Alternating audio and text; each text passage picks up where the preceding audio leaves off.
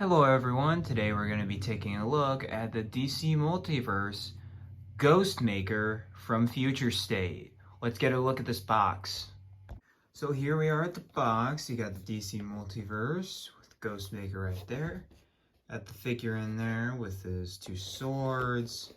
Got Ghostmaker on the side. Got the photo they use for the card, as well as promo pictures. Ghostmaker up there. Then DC Future State Ghostmaker with DC Multiverse.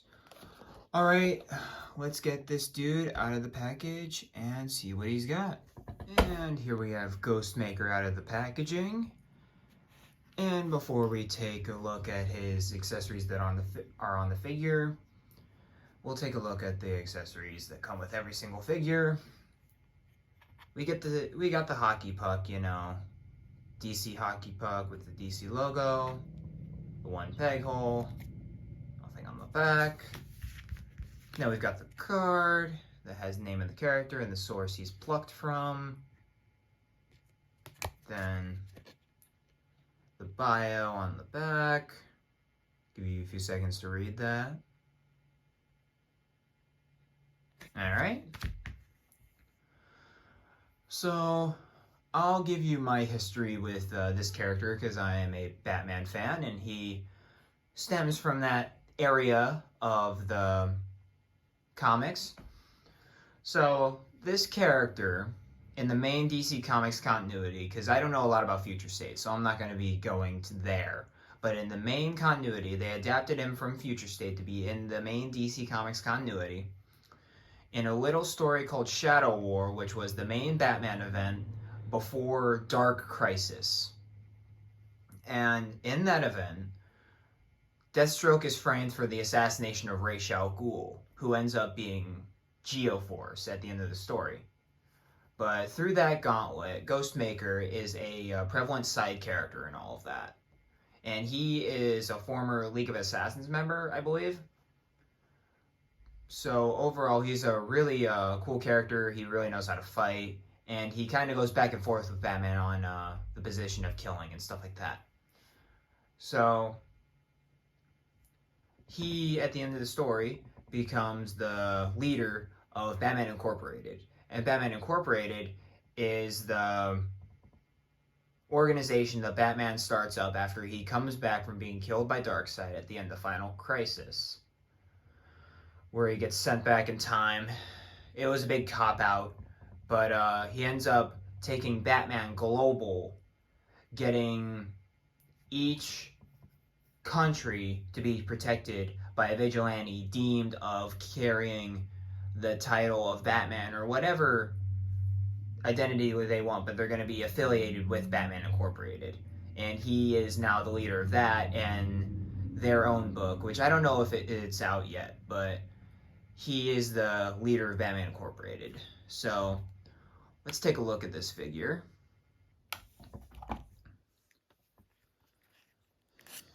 We'll take a look at his accessories first. So he's got two swords. Yeah, he's got two swords.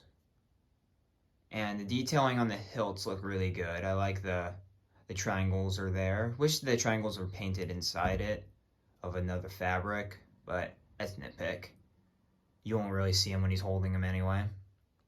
Blades look really good.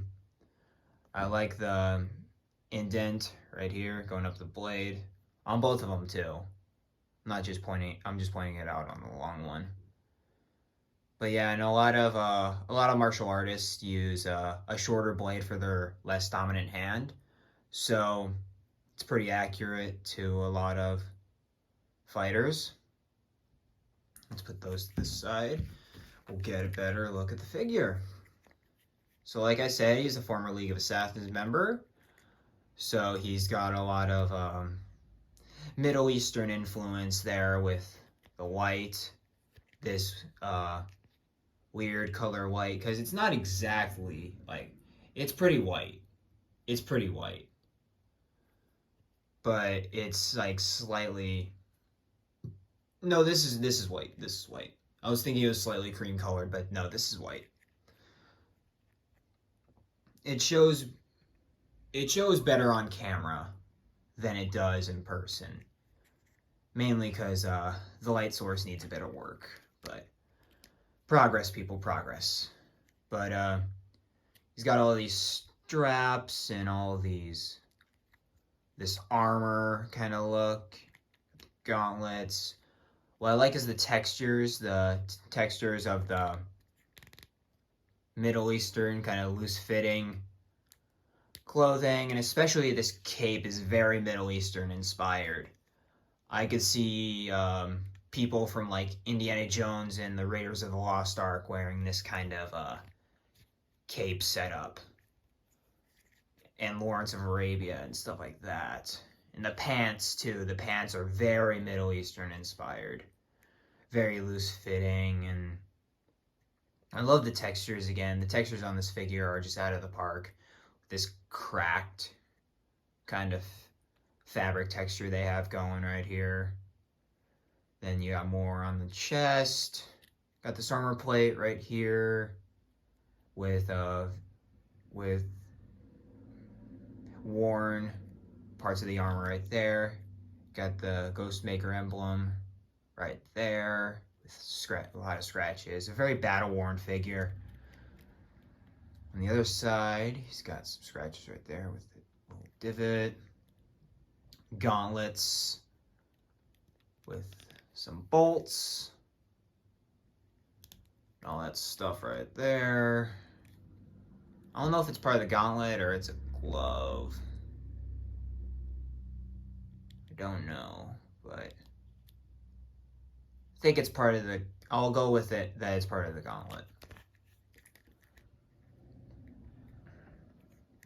But overall, it's a really good looking figure. Like, I'm not denying that. It's a really good looking figure.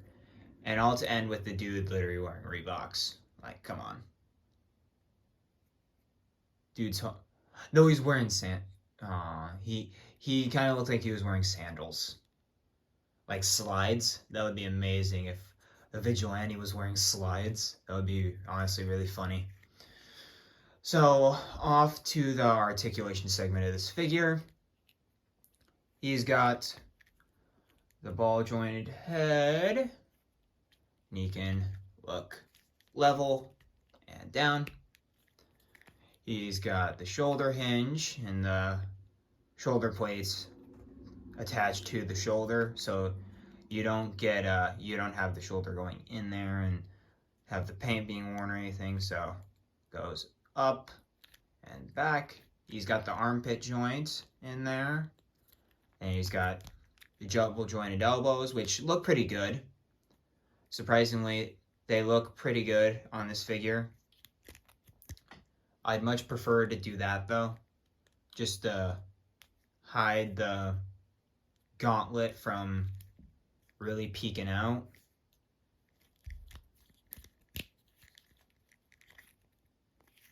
But yeah, then we've got the ball joint in the actual gauntlet. Just trying to find where it bends. Okay, so this one is positioned like that. And you can twist it.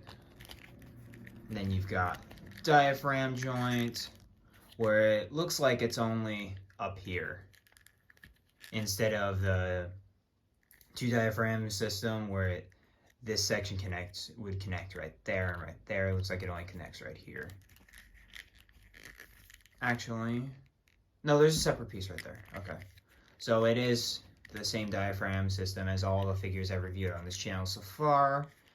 And then with the legs, they move forward that much, back about that much, and then a single jointed knee, which I don't blame because of how bulky the pants are. And this joint honestly looks pretty good, besides that, obviously. But besides that, it looks pretty good. Nice ratchet joints too. And then we've got sculpted ankles, ankle joint right there, sculpted ball jointed ankles going up and down, pivot, rotation, and toe articulation. And before I forget, the sheath for the swords actually does come out, so you have a lot easier time getting them actually in the sheath. Just a little reminder for you guys about that. And here is our new Ghostmaker figure with the 3 Jokers Batman, Bruce Wayne, my definitive Batman in my collection.